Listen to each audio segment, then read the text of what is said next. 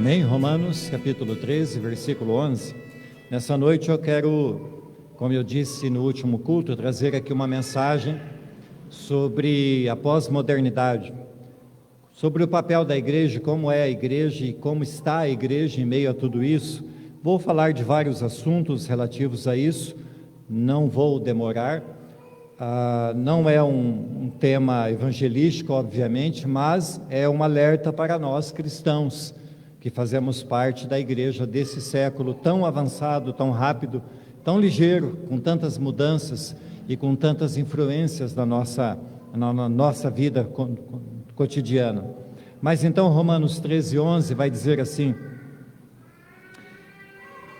e isto digo, conhecendo o tempo que já é hora de despertarmos do sono, porque a nossa salvação está agora mais perto de nós do que quando aceitamos a fé. Amém.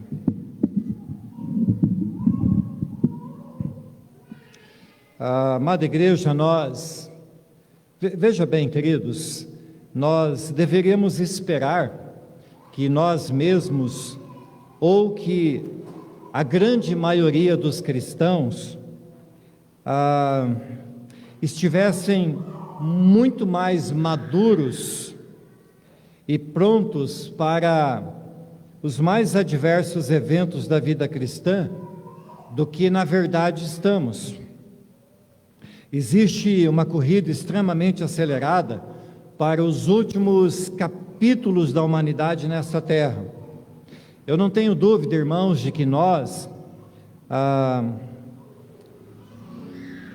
estamos como que lendo um livro e que estamos virando as últimas páginas desse livro para darmos o encerramento de toda essa história dessa humanidade. E todo esse episódio terrível que nós temos vivido no mundo, pelo qual o mundo está passando, tem demonstrado que uma grande parcela da igreja, dentro da igreja, não está certa da sua fé, nem das suas convicções cristãs. Vejam, meus irmãos, pensando nesse contexto todo de pandemia, bastou que a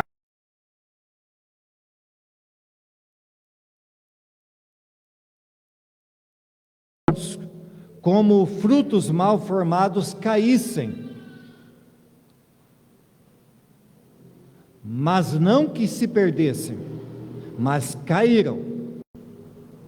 Dos que ainda estão resistindo, uma parcela muito grande tem sofrido crises. Uma grande parcela de cristãos tem sofrido crises de medo, de ansiedade, de pânico, de depressão, de doenças psicossomáticas. Isso tem acontecido, meus amados irmãos, numa quantidade imensa imensa de pessoas dentro das igrejas.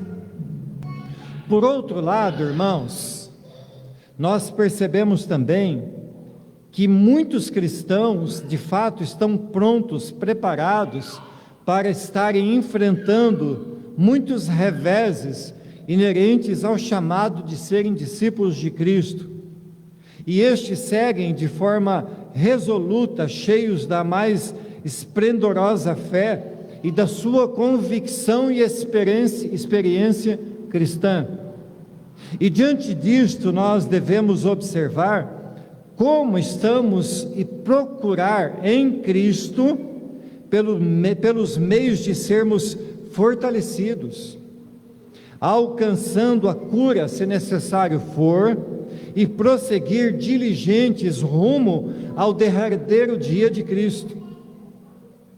Mas, irmãos, enquanto isso, nós estamos vivendo essa época mais incrível da história humana. Nunca se viu tanta velocidade nas informações. Veja, nós sabemos de imediato, instantaneamente, aquilo que está acontecendo em qualquer lugar do mundo no mesmo instante.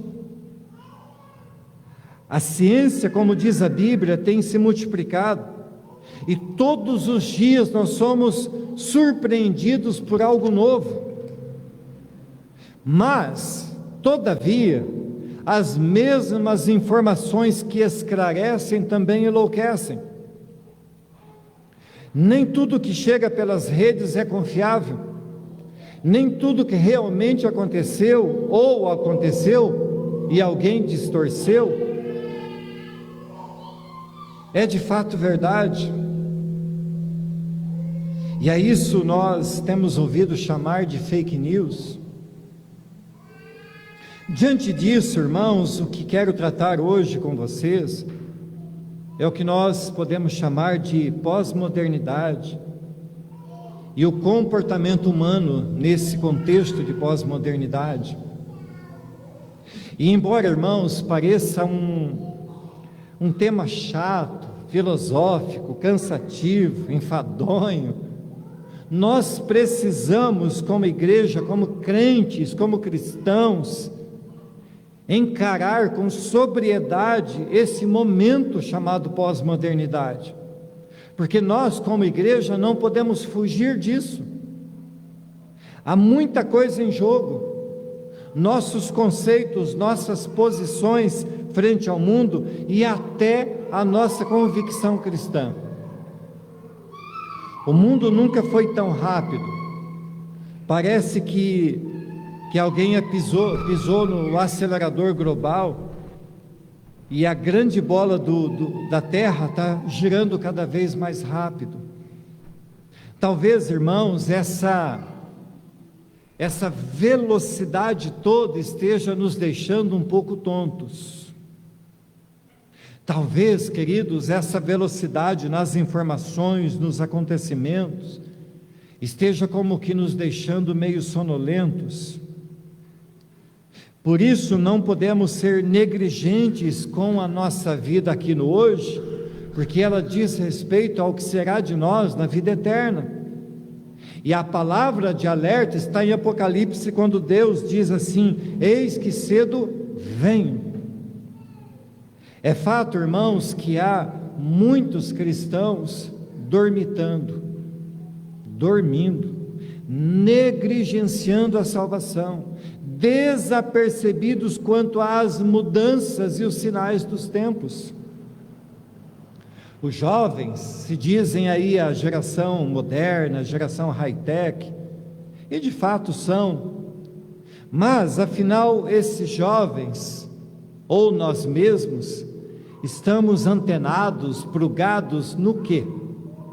Percebam, irmãos, que eu não estou aqui falando de estar antenados aos muitos recursos que a tecnologia pode nos dar, e sim daquilo que está por trás desses muitos recursos, dos malefícios camuflados dentro desta tão moderna tecnologia, de tal forma que muitos que navegam no mar da tecnologia, onde tudo e todas as coisas mudam em frações de segundos, onde tudo está acessível, e onde não existem mais as fronteiras daquilo que é ético, daquilo que é moral, e muitos destes que estão navegando nesse mar de tecnologia, provavelmente naufragarão desastrosamente, sem que tenham chance de voltar.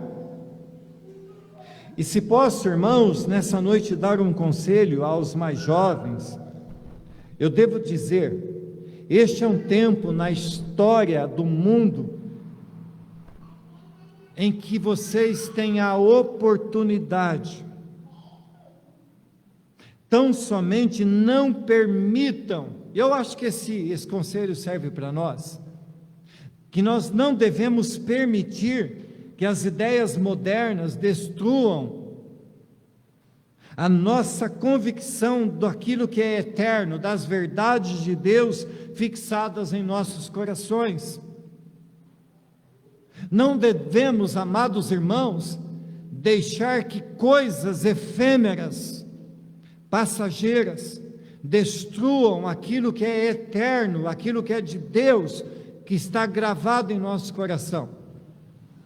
Hoje, conversando lá em casa com o meu filho, com a minha nora, um pouco antes do almoço, e ele estava contando algo que aconteceu agora há poucas semanas. Não sei se todos sabem, mas quem não sabe vai saber. No ano 2000, nos Estados Unidos, apareceu uma modalidade musical derivada do rap, chamada trap. E ela veio ganhando força, e agora está com a força total nos Estados Unidos. E há poucos dias atrás, houve um show de trap. 70 mil pessoas foram enlouquecidas para aquele show. E aquele camarada lá, que eu não lembro agora o nome, lá o Travis, não sei das quantas, lá o cantor, e essa música não tem gente tocando ali, é tudo música eletrônica, aquela batida, aquele repeteco. E a palavra trap significa armadilha, olha só. E nesse show daquela música, daquela coisa acontecendo, aquele som metálico, o som eletrônico, as pessoas enlouquecidas se apertando ali, 70 mil pessoas, 8 pessoas morreram, esmagadas, pisoteadas. O show não parou, mesmo vendo pessoa morta na frente dele. 300 pessoas saíram de lá feridas.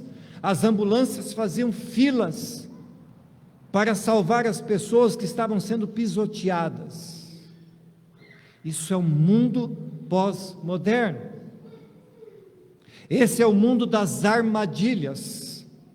É o mundo em que nós, no contexto bíblico cristão, estamos inseridos, irmãos. E esse mundo lá, que leva pessoas ao delírio, está vindo paulatinamente, sugestivamente para dentro da igreja, porque só a palavra parece que já não basta, é necessário algo mais dentro da igreja, como disse aqui o irmão Raul semana passada. Mas Romanos 12:2 vai dizer assim: e não vos conformeis com este século, mas transformai-vos pela renovação da vossa mente. Ou ainda Colossenses vai dizer: se, na verdade, permanecerdes fundados e firmes na fé, e não vos moverdes da esperança do evangelho que tendes ouvido, o qual foi pregado a toda criatura que há debaixo do céu, e do qual eu, Paulo, estou feito ministro. Se permanecerdes fundados e firmes na fé. Então, irmãos, o que resta nos saber ou buscar é que não sejamos engolidos pelo pós-modernismo com todos os seus conceitos e imposições, mas tenhamos a nossa mente formatada a Cristo e permaneçamos bem alicerçados na fé que nos tem sido dada pelo Senhor. Feita essa introdução, o primeiro ponto então é, afinal de contas, o que é este pós-modernismo? Quando ele começou? Obviamente, irmãos, que eu vou fazer aqui um resumo deste assunto. Dizem, irmãos, que o pós-modernismo começou quando, no século XX, acabou o ano de 1989, quando o mundo assistiu à queda do Muro de Berlim, dando então imediatamente largada a um novo mundo, surgindo assim o pós-modernismo. Mas junto com o pós-modernismo veio também a relativização de tudo e o individualismo, ou numa palavra mais engraçada, o umbigocentrismo. O que importa é o que eu tenho, o que importa é o que eu quero, o que importa é o que eu esteja bem, não o resto das pessoas. Vejam, irmãos, tudo passou a ser de certa forma relativo, e nesse cenário não há mais a verdade absoluta, e cada um vai se preocupar, como eu disse, com o seu umbigo. E eu estou, irmãos, traçando aqui uma linha muito reta, sem entrar nos detalhes desse assunto tão complexo.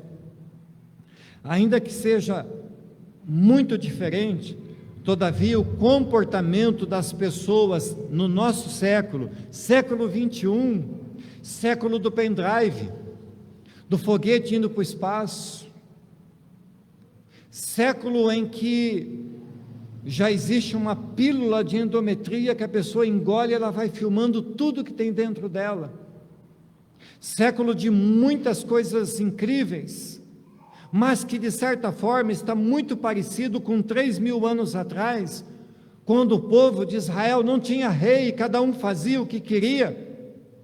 Havia naquele povo um senso de individualidade, tanto quanto existe hoje no meio da sociedade, um individualismo muito grande.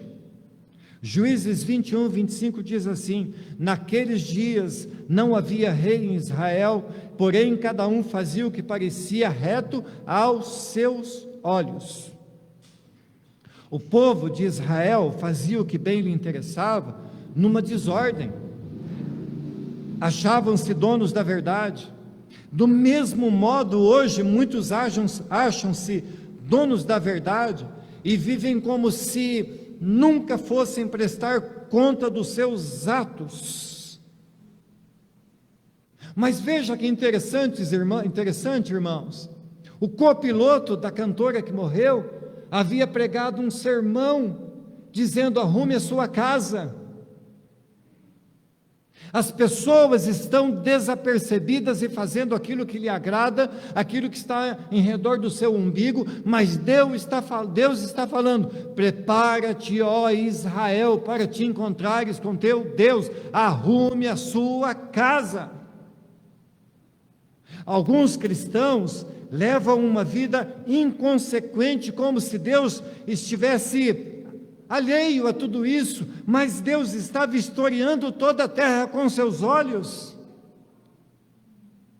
Muitos jovens cristãos vivem como se fossem personagens de um seriado de televisão, vivem como se fossem estrelas esperando aplauso. Mas esse mau comportamento não é exclusividade dos jovens. Muitos cristãos que, como disse Paulo, deveriam estar comendo comida sólida, ainda estão tomando leitinho. Muitos cristãos maduros que deveriam ser mestres, ainda estão na salinha florzinha de Jesus. Amada igreja, durante muitos séculos, o que se pensava sobre a vida, sobre o mundo, sobre o homem e Deus, era visto pela ótica das Escrituras Sagradas. Era uma cosmovisão bíblica, ou seja, o mundo era visto pelos óculos daquilo que Deus, em sua palavra, dava a nortear os nossos passos. Mas nosso tempo moderno tem levado as pessoas a viverem longe de Deus, sendo materialistas, existencialistas, onde seu Deus é seu próprio umbigo. As pessoas estão dominadas pelo hedonismo, ou seja, pelo prazer, pela satisfação, pela busca daquilo que lhe agrada. Tudo que antes era visto como verdade absoluta e incontestável, agora parece não ser mais tão verdade, nem tão absoluto assim. Tudo é relativo. A mesma verdade para uns não é para outros. Cada um faz a sua própria verdade. E até a Bíblia é interpretada ao gosto do crente. O que estamos percebendo nisso tudo, amados irmãos, é que o pós-moderno, que o moderno, está vivendo de ideias do passado. Cada um faz o que bem entende. Pessoas vivendo numa relação totalmente contrária àquilo que Deus determinou, tomam um banho d'água e saem da água dizendo que foram batizadas e nasceram de novo, numa igreja onde quem lidera, quem pastoreia, é um outro casal do mesmo sexo, e dizem que nasceram de novo. É um conceito onde aquilo é moldado para que as pessoas se sintam agradadas. Mas e nós? Será que nós temos feito o que nós queremos? Ou temos buscado para as nossas vidas a direção de Deus? Vejam, amada igreja, a rejeição de valores éticos, morais, afetam o cristianismo que vivemos. Há muitos que dizem assim: mas todos os caminhos levam a Deus. Obviamente que isso é uma mentira de Satanás, para enganar as multidões que se acham sabichonas. Existem milhares de religiões, irmãos, que até possuem um código de ética, de moral fantástico, mas nenhuma dessas religiões tem Cristo, nenhuma delas pode salvar. Defendem a sua verdade, pregam sua verdade, conquistam seus seguidores, mas não salvam. A grande verdade é que só há uma verdade, falada ainda há pouco aqui: e conhecereis a verdade vos libertará. E essa verdade, diz o mesmo texto de João, e essa verdade que liberta é Cristo, e fora de Cristo não há liberdade. E como dito pelo próprio Senhor, falado aqui na abertura desse culto, João 14,6, eu sou o caminho, eu sou a verdade, e eu sou a vida. A mídia, com seu poder de influência, tem feito que muitos abandonem os seus valores cristãos, caindo na velha fraude da cobra, da serpente, que diz assim: vai lá e faz, cara, vai lá, jovem, vai lá, irmão, dá nada não. Mas são enredados pelo engano, vestido de traje de pós-modernidade. Pensem, Eva está lá no jardim, passeando, e de repente aparece um bicho lindão, o mais bonito do jardim, e chama a sua atenção, batendo um papo com ela. Ela olha para aquele bicho e fala: uau, cobra, tu está falando. E é exatamente isso que acontece hoje, irmãos. Vestem Satanás com uma roupa legal,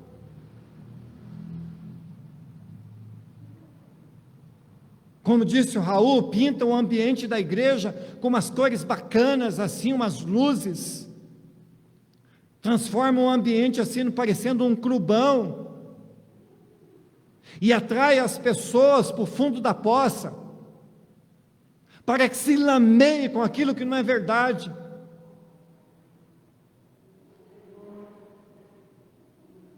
Atos 2 vai dizer assim: a igreja se reunia unicamente para aprender sobre Cristo, e orar e louvar e repartir o que tinham.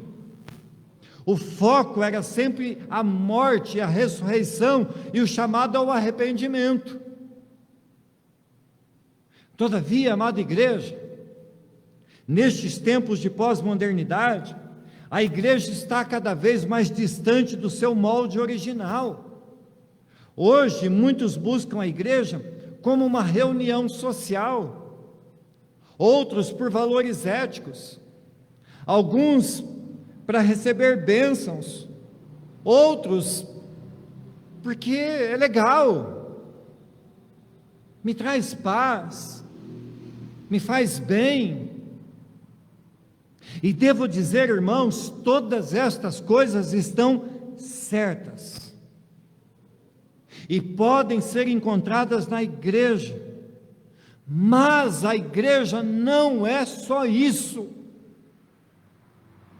A igreja deve ser, sobretudo, um lugar de mudança de vida.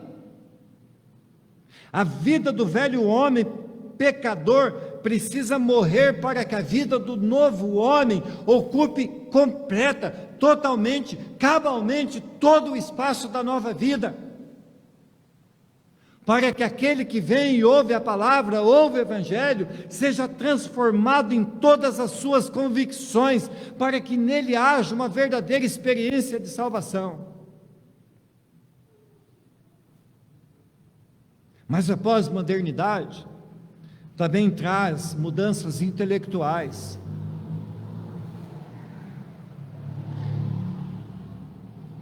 Essa nefasta filosofia da pós-modernidade defende, entre outras coisas, a pluralidade, ou seja, todas as opiniões de um mesmo assunto devem ser aceitas como verdadeiras, cada um defendendo a sua verdade, e todos certos de que estão certos. Mas, olha que interessante, a Bíblia vai dizer assim, Isaías 5:21, ai dos que são sábios aos seus próprios olhos, e prudentes diante de si mesmos. Por isso, irmãos, no meio cristão, a influência da filosofia da pós-modernidade tem causado tantos estragos que são quase irreparáveis. Todos os dias surgem novas doutrinas, novos adendos ao texto bíblico, a religiosidade humanista querendo melhorar aquilo que já é perfeito e imutável.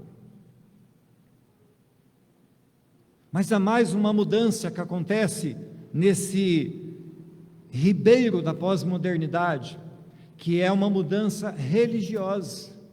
Como as pessoas encaram a religião.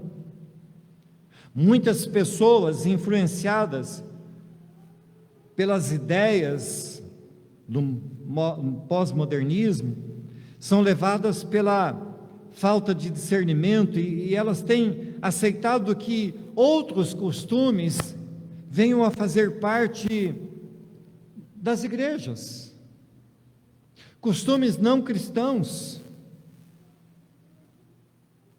E vejam, amados, que isso não é novo. As artimanhas de Satanás, elas são cíclicas. Ele não cria nada novo, ele só vai repetindo. Quando Constantino, lá na época do começo do Evangelho, Constantino, entre aspas, se converte, e então todo o reino agora é cristão, mas para agradar a todos, ele traz para dentro da igreja as imagens dos deuses pagãos. E então começa ali a ser aceito também alguns costumes pagãos dentro da igreja. Vejam, queridos, que hoje, alguns até confessam que Jesus é seu Salvador, mas não abrem mão de uma ajudinha, introduzindo outros meios para que serem salvos, desqualificando a obra redentora de Cristo.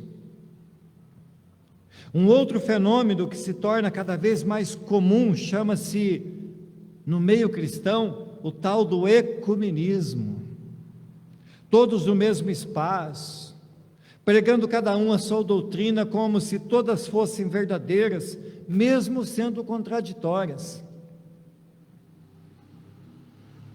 Mas Apocalipse vai dar um grito no meio dessa mistureba ecumênica, dizendo assim: e ouvi a voz do céu que dizia: sai dela, povo meu, para que não sejas participante dos seus pecados e para que não incorra nas suas pragas. As trevas nunca poderão ocupar o mesmo espaço que a luz. Ou servimos a Deus que é luz e nele não há treva alguma, ou seremos engolidos pelas trevas deste mundo. E sobre isso o apóstolo Paulo vai dizer: não vos ponhais em julgo desigual com os incrédulos, porquanto que sociedade pode haver entre a justiça e a iniquidade, ou que comunhão da luz com as trevas. Mas ainda, irmãos, essa pós-modernidade, arrastando ainda os costumes lá da modernidade, vai trazer para dentro da igreja muita idolatria. Hoje pouco se prega sobre idolatria e precisa se pregar mais. Precisa se bater mais nessa tecla, voltar a falar que pedaços de pau e pedra não podem nada, não são nada. Mas que idolatria também não é só figuras penduradas nas paredes. Ainda que nessas imagens, como diz a Bíblia, por trás dela quem recebe os sacrifícios, as adorações, são demônios, como diz 1 Coríntios 10, 20.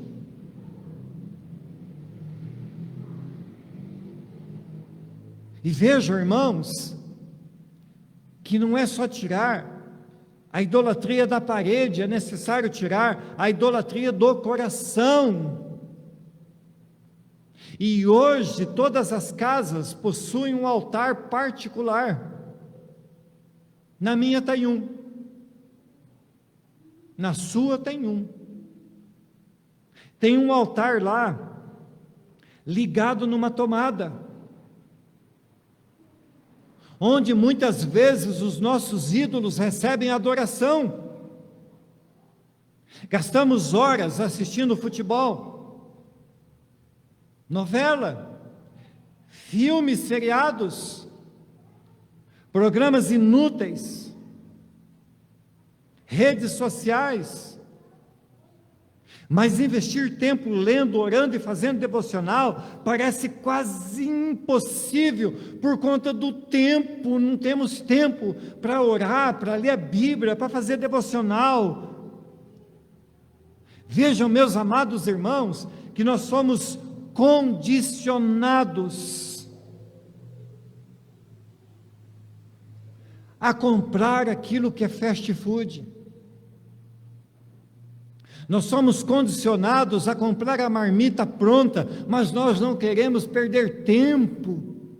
Não temos tempo para cozinhar o arroz e o feijão de cada dia. É mais fácil sentar na frente da televisão e assistir horas e horas de programação, do que você ter que ir lá para um canto da casa e pegar a Bíblia e ler e tentar entender o que aquilo está dizendo e orar a Deus uns 15 minutos. A pós-modernidade tem o papel de idiotizar as pessoas. É pesado isso?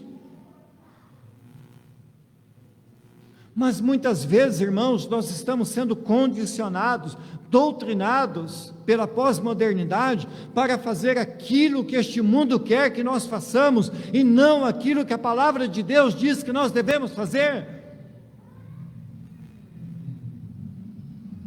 E a Bíblia vai dizer: filhinhos, guardai-vos da idolatria.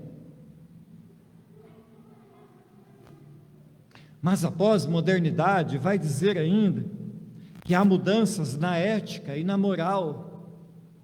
2 Timóteo 3, de 1 a 5, fala assim: sabe, porém, isto,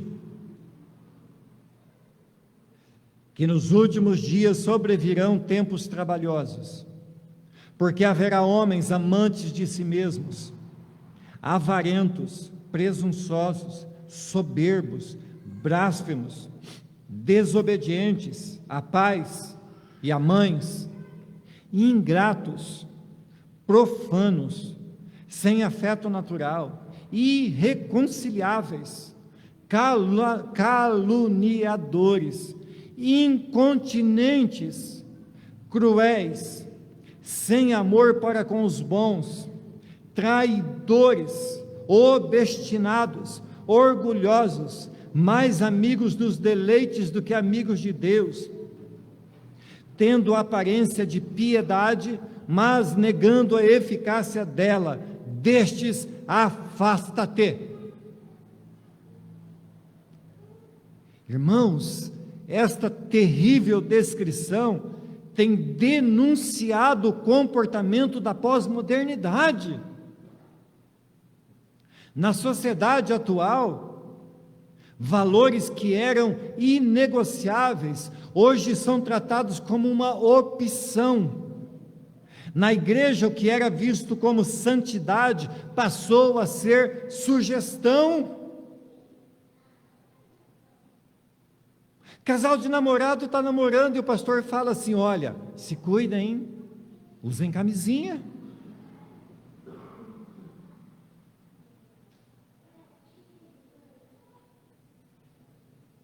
Isso era inegociável, era pecado, é pecado. Mas hoje a atualidade, para não desagradar, o sermão ser pesado, vai dizer assim: olha, se cuidem, viu? Jesus disse em Mateus 24:35, o céu e a terra passará, mas as minhas palavras não hão de passar. Aquilo que a Bíblia ensinava há 2000 anos atrás, ensina hoje. Não mudou, irmãos. A igreja, sob influência da modernidade, tem deixado os valores eternos. Olha, irmãos, como isso é terrível. A igreja, sob influência da pós-modernidade, tem deixado os valores eternos para se estabelecer no presente. Alguns líderes de igreja acham que a sua igreja será eterna na terra.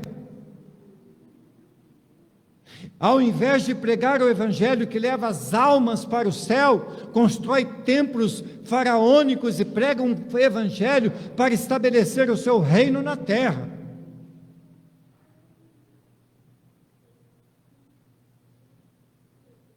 Veja, irmãos, o céu é o limite para as mentes mais criativas, que vão idealizando seus projetos de crescimento, sustentados não pelo desejo de almas para o céu, mas para membros que enchem os bancos.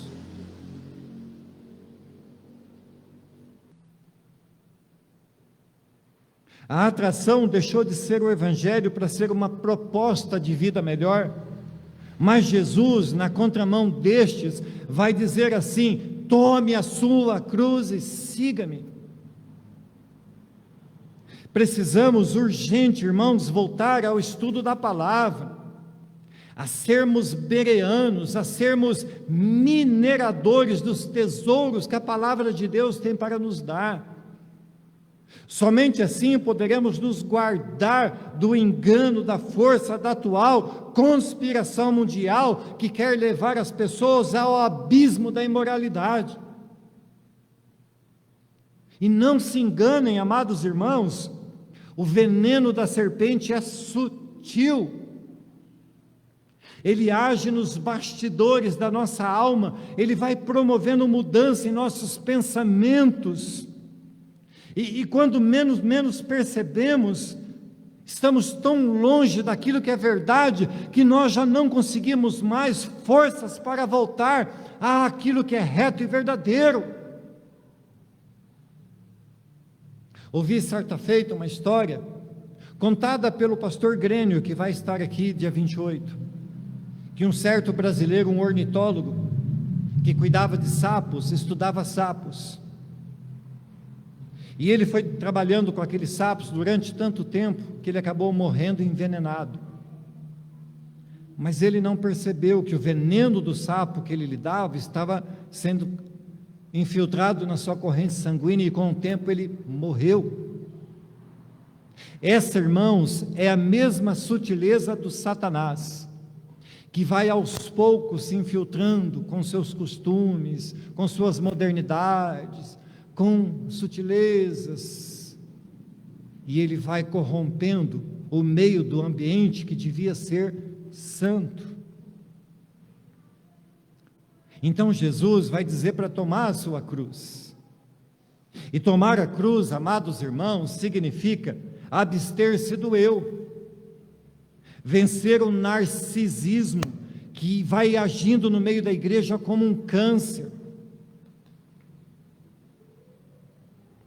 Mas há mudanças, irmãos, também no campo teológico. A pós-modernidade, com seus conceitos pluralistas, onde a verdade de todos deve ser aceita, tenta de toda forma incutir na mente das pessoas que Jesus é mesmo Salvador. Mas só Ele não basta.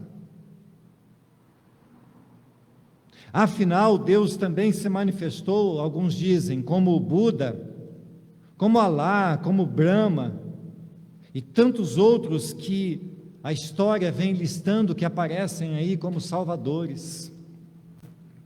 E assim vão tirando de Cristo a exclusividade da revelação de Deus. E é isto, irmãos, e por causa disso, Paulo chamou os Gálatas de insensatos. Ó insensatos Gálatas, quem vos seduziu para que tão depressa abandonassem o Evangelho? E Hebreus 2:1 vai dizer assim: por esta razão, importa que nos, veja irmãos, por esta razão, importa que nos apeguemos com mais firmeza às verdades ouvidas, para que delas jamais nos desviemos. Precisamos ter convicção do que somos, dar ao mundo a resposta que o mundo espera de nós e dizer a eles qual é a razão da nossa fé.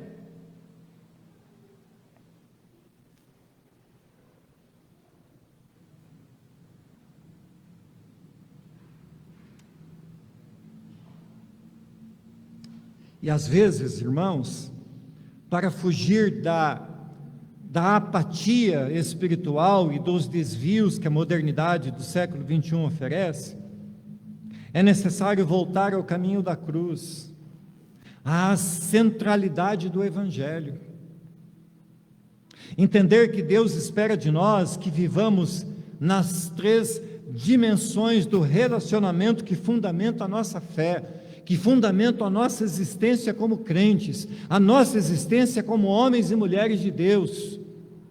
E as 3 são Deus, nosso próximo e nós mesmos. Sobre essas 3 bases é que está alicerçada muita da nossa vida e experiência cristã. Esta é a verdadeira teologia, irmãos. Marcos 12, 30, 31 vai dizer assim: amarás, pois, o Senhor teu Deus de todo o teu coração, e de toda a tua alma, e de todo o teu entendimento, e de todas as tuas forças, e este é o primeiro mandamento. E o segundo, semelhante a este, é: amarás o teu próximo como a ti mesmo. Não há outro mandamento maior do que este. Deus, meu próximo, Deus, meu próximo e a mim. Então, queridos, se nós aprendermos a amar a Deus sobre todas as coisas, a reconhecer o amor dele que está sobre nós, e assim amarmos o nosso próximo, nós demonstraremos o verdadeiro Evangelho. Demonstraremos ao mundo a convicção da nossa experiência cristã. Demonstraremos que, ainda que vivendo neste mundo, não somos parte dele. Paulo vai dizer isso. Paulo vai dizer: nós estamos nesse mundo, mas nós não somos deste mundo. Porque aqueles que estão em Cristo já estão assentados nas regiões celestiais, já são de um outro reino. Cristo vai dizer assim: eu vou para o Pai preparar-vos lugar. Lá tem espaço para todo mundo, Jesus disse. Às vezes, amados, nós nos preocupamos tanto, que esquecemos de orar a Deus e pedir a Deus todos os dias: Deus, coloca no meu coração a convicção da salvação, para que ainda padecendo as agruras desse mundo, eu não venha a desfalecer. Porque eu sei que o filho disse: lá há muitos lugares, lá tem lugar para cada um de nós, há um lugar reservado para todos nós.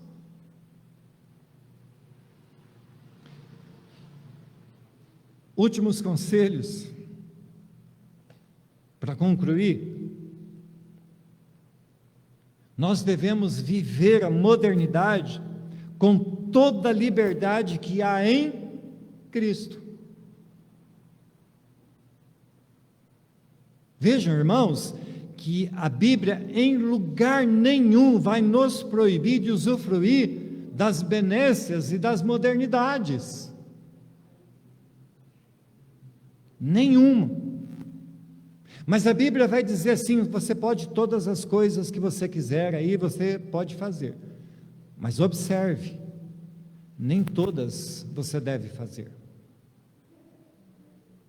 Gálatas 5:1 vai dizer que Cristo nos chamou para a liberdade.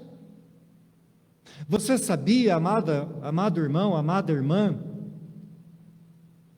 que a graça te dá liberdade? Que em Cristo nós fomos feitos escravos para viver a liberdade que há nele? A Bíblia vai dizer assim, irmãos, lá muito tempo atrás, se referindo a Cristo: minha orelha furastes, liberdade não quisestes. Sabe o que significa isso? Que depois de um tempo de ser escravo, então o escravo era libertado, e então o escravo tinha a liberdade de escolher se queria ser livre ou escravo. Mas às vezes ele olhava para o seu contexto de vida, o seu patrão que era bom para ele, o seu dono que o amava, que o respeitava, que cuidava bem dele, da sua esposa, dos seus filhos. Então o escravo dizia para o seu senhor: fure a minha orelha, porque todos saberão que a minha orelha significa que eu sou um escravo livre, que eu optei por servir ao Senhor. A sua orelha está furada? A minha está, porque eu prefiro ser escravo de Cristo para viver a liberdade que há nele. É lindo isso. Segundo conselho: tenha uma vida de meditação nas Escrituras, onde o Pai é revelado pelo Filho.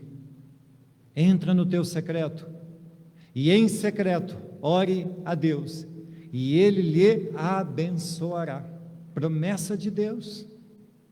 Outra coisa, outro conselho: cultivem uma vida de oração para ter intimidade com Deus. Tem um autor bíblico, um autor evangélico chamado Ricardo Barbosa, e no livro dele sobre a espiritualidade, o Evangelho e a Igreja, ele escreveu assim: a ausência da oração intensifica o nosso orgulho, e achamos que é possível viver sem Deus.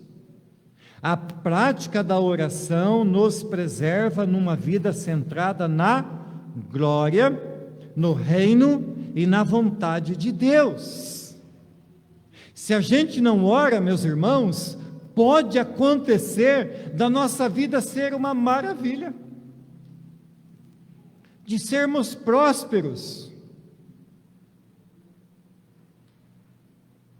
Mas essa maravilha e essa prosperidade nos vai causar a impressão que não precisamos de Deus. Para que Deus? Para que orar se eu estou tão bem?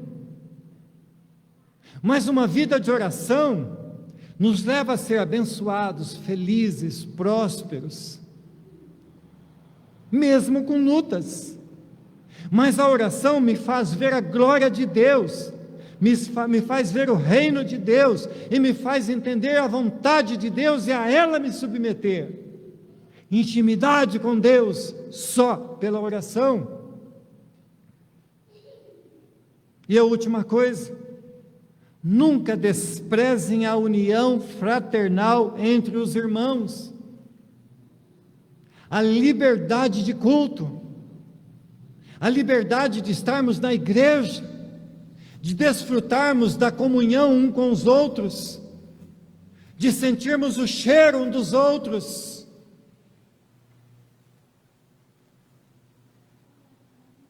Oh, quão suave e agradável é que os irmãos vivam em união, Salmo 133, ali o Senhor ordena a sua bênção.